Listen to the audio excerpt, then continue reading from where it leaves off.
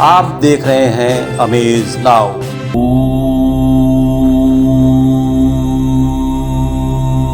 आप सभी का एक बार फिर स्वागत है। राशिफल वगैरह के बारे में बात करें। Chhaparia diabetes and thyroid centre, Chhaparia hospital, Betiahata, Gorakhpur. Doctor Ankit Chhaparia, diabetologist, fellowship in diabetes from Royal College of Physicians, London and thyroid specialist द्वारा थायराइड के सभी तरह के इलाज और जांच उपलब्ध। डायबिटीज और उसके कॉम्प्लिकेशंस की जांच, इलाज की सुविधाएं उपलब्ध। न्यूरोपैथी की जांच, retinopathy, HbA1c, lipid profile, thyroid function test, hormone related सभी जांचें होती हैं। डाइटिशियंस और वेट मैनेजमेंट की सुविधा उपलब्ध। संपर्क करें Chhaparia diabetes and thyroid centre, Chhaparia hospital, Betiahata, Gorakhpur. Mobile number 8409967738 और 055179601330।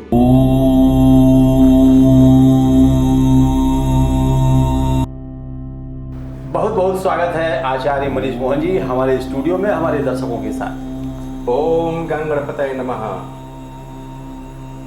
हर सप्ताह की तरह बातचीत की जो शुरुआत होती है, नवमंडल में ग्रहों की स्थिति, 30 त्यौहार आने वाले इस सप्ताह का जो 30 त्यौहार है, कॉलर्स की समस्याएं और उसके अलावा जो जातकों के राशिफल पे बातचीत करते हैं। कुछ अलग से हम लोग आज शंख पे बात करेंगे और नक्षत्र होगा मघा। दो विषय पे आज हम लोग बात करेंगे। जी, शंख क्यों बजाते हैं, शंख का क्या कार्य है, आज हम लोग इस एपिसोड के अंत में बात करेंगे। जैसा कि बताया आपने, मगहा नक्षत्र और विशेष बातचीत, शंख क्यों बजाते हैं, उसके क्या फायदे हैं, वैज्ञानिक तथ्य क्या है, आध्यात्मिक तथ्य क्या है, लेकिन बातचीत के आखिरी दौर में। तो शुरू करते हैं नवमंडल में ग्रहों की स्थिति से। 13 जून 2022 से 19 जून 2022 के बीच ग्रह स्थिति इस प्रकार से है। सप्ताह की शुरुआत में सूर्य और बुध वृष राशि में, बृहस्पति मंगल मीन राशि में, शुक्र और राहु मेष राशि में, शनि महाराज कुंभ राशि में, केतु महाराज वृश्चिक में। 15 जून को सूर्य महाराज की मिथुन संक्रांति होगी, सूर्य महाराज मिथुन राशि पे आ जाएंगे। सप्ताह की शुरुआत में चंद्रमा महाराज वृश्चिक राशि में विराजमान रहेंगे। इस सप्ताह 13 जून को व्रत की पूर्णिमा रहेगी, 14 जून को स्नान दान की पूर्णिमा रहेगी। तो इस तरीके से इस सप्ताह सिर्फ जो पूर्णिमा का जो त्यौहार, पूर्णिमा के रूप में, बिल्कुल बिल्कुल, जिसे जेठ पूर्णिमा बोलते हैं, मनाया जाएगा। जी, तो चलते हैं राशिफल की ओर। जी, मेष, आय के नए स्रोत बनेंगे, संतान की तरफ से सुखद समाचार, मीठे खान पान में रुचि हो सकती है, उदर रोगों से थोड़ी सावधानी। वृष, नौकरी में धैर्य बनाए रखें, साझेदारी में मनमुटाव हो सकता है, संयम से रहें, क्रोध से बचें, माता के स्वास्थ्य पर ध्यान रखें।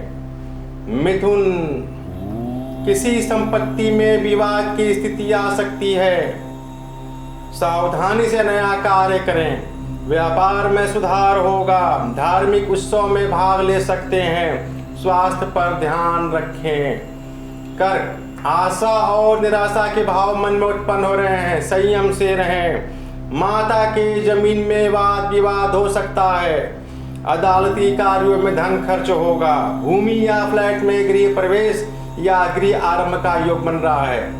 सिंह, शिक्षा के क्षेत्र में लाभ का योग, कुंवारे लोगों के लिए विवाह के योग बनेंगे, व्यापार में सावधानी से रहें, पेड़ पौधे के रख रखाव पे धन खर्च होगा, मन भी लगेगा, मनोरंजन के साधन उत्पन्न होंगे।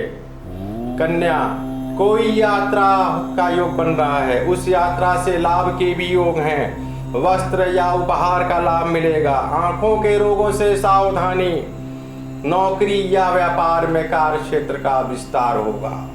आपने बताया कि सिंह जातक जो है, सिंह राशि वाले जो जातक हैं, उनमें आपने बताया कि जो कुंवारे हैं उनके लिए शादी विवाह के योग बन रहे हैं। कितनी गर्मी है, इतना भीषण गर्मी, 44 डिग्री के आसपास, 40 से 44 डिग्री के बीच का समय, और उसमें विवाह की बात। बिल्कुल बिल्कुल बिल्कुल। हालांकि ये सब कुछ संयोग की चीज़ें हैं। फिलहाल एक कॉलर है रवि श्रीवास्तव, गोरखपुर से ही हैं जी। हम इनको देखना होगा सर जी।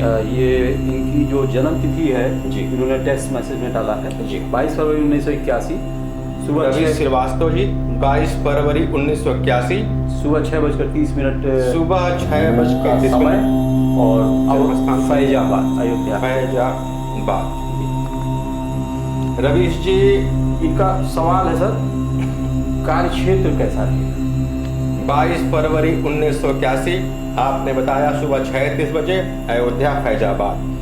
रवीश जी, आपका कुंभ लगन निकला, राशि आपकी कन्या आ रही है, हस्त नक्षत्र के द्वितीय चरण में आपका जन्म हुआ है। बृहस्पति की महादशा में शुक्र का अंतर 21 दिसंबर 2022 तक आपका इस कुंडली के अनुसार निश्चित तौर पे भाग्योदय होने जा रहा है 21 दिसंबर 2022 के बाद। ज्योतिष उपाय में आप एक बढ़िया सा ओपल 12 रत्ती के आसपास दाएं हाथ के तर्जनी में दिन शुक्रवार को धारण करें तथा एक रुद्राभिषेक भी करा लें तो उससे हरि कृपा। ये जो अभी आपने रवि श्रीवास्तव के बारे में बताया, ये गोरखपुर के ही रहने वाले हैं जी। ये थोड़ा अपने कैरियर को लेके इनकी स्थिति जो है डावाडोल है। कभी रवीश जी का समय निश्चित तौर पे 21 दिसंबर 2022 से अच्छा आ रहा है। इनको कुछ मीडिया के क्षेत्र में काम करना चाहिए, मेडिकल या केमिकल के क्षेत्र में काम करना चाहिए, या कंप्यूटर से संबंधित जहाँ व्यवसाय हो वहाँ ये कार्य कर सकते हैं। कंप्यूटर में तो जहाँ तक मुझे जानकारी है इनका कोई इंटरेस्ट ही नहीं। अब उससे संबंधित सॉफ्टवेयर का कुछ व्यवसाय कर सकते हैं, मीडिया लाइन ज्वाइन कर सकते हैं, मेडिकल केमिकल लाइन ज्वाइन कर सकते हैं। जी जी, चलिए रवि जी, आप ध्यान से सुने। आप काफ़ी परेशान चल रहे हैं जैसा कि आपने बताया, और आप मीडिया में रहे भी हैं, मुझे याद है, मुझे अच्छी तरीके से याद है। फिलहाल जो आचार्य जी ने बताया है उस पर आपको अमल करना होगा। Ashmita hospital multi speciality centre, Geeta Vatika road, Gorakhpur. प्रसूति स्त्री इनफर्टिलिटी रोग विभाग, नवजात शिशु बाल रोग विभाग, हड्डी एवं जोड़ रोग विभाग, जनरल एवं लेप्रोस्कोपी सर्जरी विभाग, गंभीर एवं अति गंभीर रोगी विभाग, विशेषज्ञ चिकित्सक द्वारा इमरजेंसी सेवा 24 घंटे उपलब्ध। कम खर्च में बेहतर इलाज ही हमारी पहचान है। अपॉइंटमेंट हेतु संपर्क करें 9838463555। आधुनिक सुविधाओं से सुसज्जित OT, emergency, ICU ward, NICU ward, general और प्राइवेट वार्ड उपलब्ध। हमारा पता है अश्मिता हॉस्पिटल, पादरी बाजार चौक से 500 मीटर पश्चिम, गीता वाटिका रोड, गोरखपुर। चलिए, तो अब शेष जातकों के जो राशिफल है उनके चलते हैं। जी, तुला, स्वास्थ्य अनुकूल रहेगा, विरोधी परास्त होंगे, व्यापार में लाभ का योग, रोजगार प्राप्ति के नए अवसर मिलेंगे, गृह निर्माण से संबंधित कार्य आपके सिद्ध होंगे। वृश्चिक, मान सम्मान की चिंता रहेगी, डूबे हुए धन की प्राप्ति का योग, नौकरी या व्यापार में मान सम्मान का योग, कार्य में आपके कार्य अच्छे होने के योग और विस्तार का भी योग है। उदर रोगों से थोड़ी सावधानी। धनु, कुटुंब के किसी महिला से धन की प्राप्ति का योग बना हुआ है, किसी अजनबी से सावधानी रहें, आत्मबल बनाए रखें, क्रोध एवं आवेश से बचें। एक और कॉलर हैं जी, और वो है पूनम पटेल जी, ये महाराजगंज जनपद से हैं जी। इनके इन्होंने अपना ऑडियो में कुछ भेजा है, ऑडियो फॉर्म में, इनको सुनना होगा। नमस्ते पंडित जी, मेरा नाम पूनम पटेल है।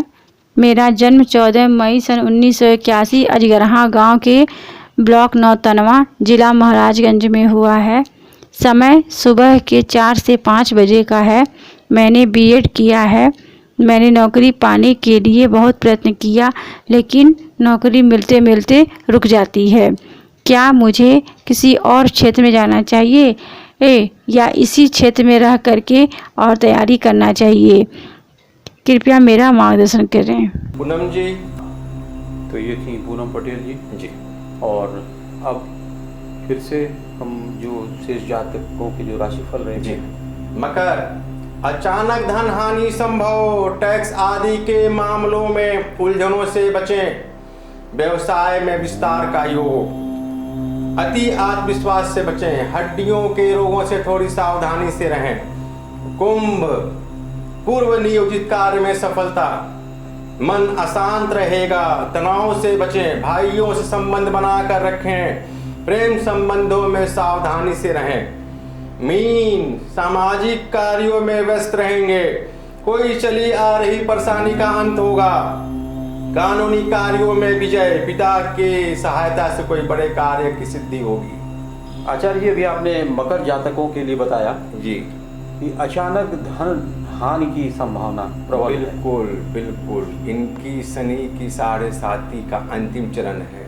अच्छा, मकर और राशि। चंद्रमा की स्थिति को देखते हुए वर्तमान में अचानक धन हानि संभव है। सावधानी से निवेश करें, बहुत बढ़िया। शेयर आदि कार्यों में ध्यान पूर्वक उसको खेलें। निवेश करने वालों निवेश। को आपने सावधान किया। बिल्कुल। बिल्कुल, अच्छी बात। और अब हम लोग मघा नक्षत्र पर बात करें आज, तो क्या है मघा नक्षत्र में? बिल्कुल, मघा नक्षत्र की सूर्य राशि यानी सिंह राशि जो है 0 अंश से 13 अंश 20 कला तक इनका स्वामित्व होता है। राशि का मालिक सूर्य और नक्षत्र का मालिक केतु होता है।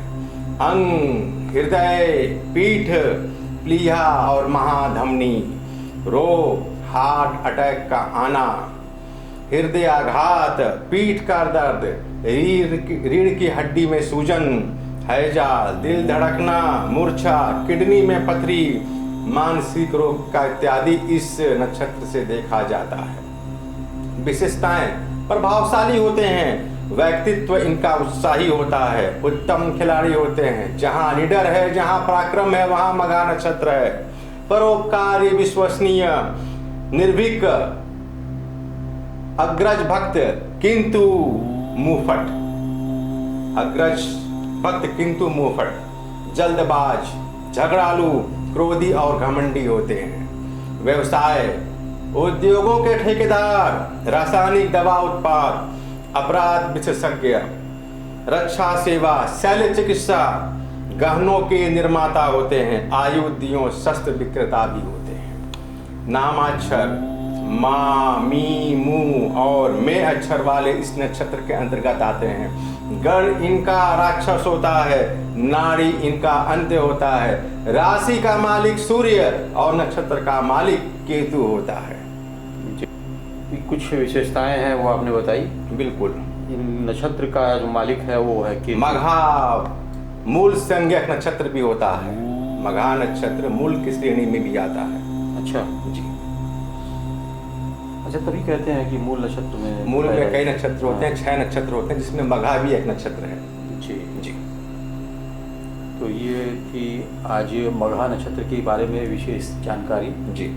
और अब हम लोग बात करते हैं पुराने समय में, पुराने लोगों के बीच शायद ही कोई घर ऐसा रहा हो जहाँ शंख न रहता हो। शंख, आज हम लोग शंख पे बात करेंगे। शंख शुभता, भारतीय सनातन धर्म में शुभता का प्रतीक शंख के विषय में बात करेंगे। लेकिन हम एक खास बात जो आज के समय में, जो आज का दौर है, इस पर हम बताना चाहेंगे कि जितना ज़्यादा उस समय जो संख्या थी, जो आबादी थी जी, उनमें प्रतिशतता, शंख रखने वालों की प्रतिशतता ज़्यादा थी, और आज उतना ही एक तरह से गायब हो गया है। लेकिन से आज गायब हो गया। कहा जाता है कि स्वयं समय अपने को दर्शाता है।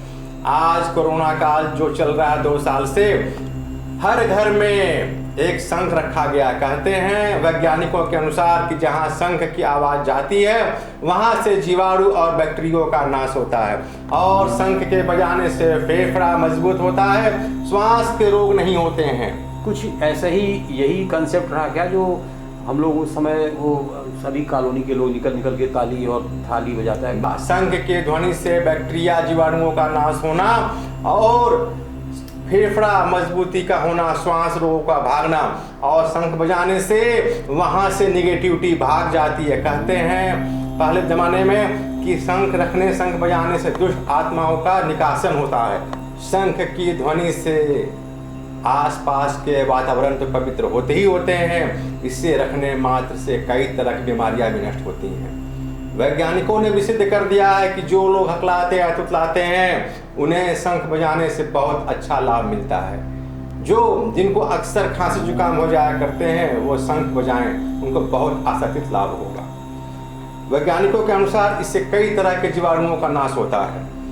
हिंदू सनातन धर्म में सुख समृद्धि का कारक माना गया है। ये तो मतलब एक तरीके से जो आध्यात्मिक पहलू है वो भी आपने बताया और जो इसका वैज्ञानिक पहलू है वो भी आपने दर्शाया। बिल्कुल बिल्कुल। तो दोनों ही स्थितियों में शंख का होना हर परिवारों में, हर घरों में आवश्यक होना चाहिए। अब ये डिपेंड करता है लोगों के ऊपर कि वो इसको रखते हैं या नहीं। बिल्कुल। फिलहाल जो मौजूदा हालात हैं, ध्वनि प्रदूषण की हम लोग बात करते हैं, अभी भी पर्यावरण दिवस मनाया गया जीता है, तो ध्वनि प्रदूषण के हिसाब से देखा जाए तो शंख से भी तो ध्वनि उत्पादित होती है। शंख से जो ध्वनि उत्पन्न होती है वह पर्यावरण की रक्षा करता है। शंख शुभता की वृद्धि करता है। लक्षण है। नकारात्मकता जहाँ होगा शंख की ध्वनि से वहाँ वो भागता है।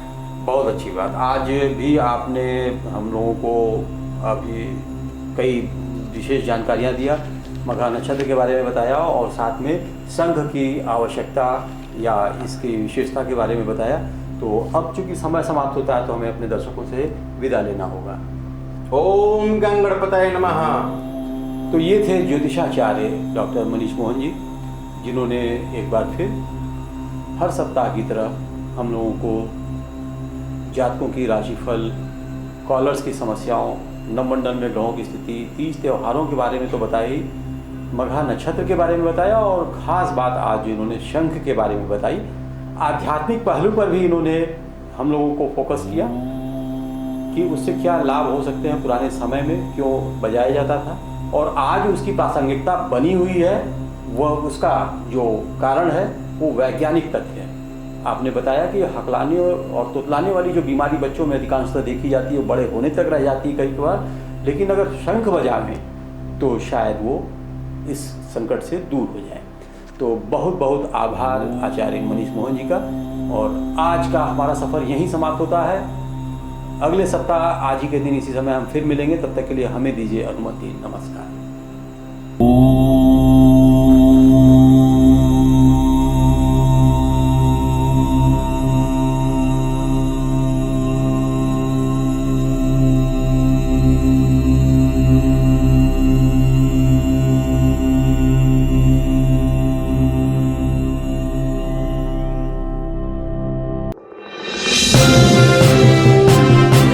आप देख रहे हैं अमेज नाउ।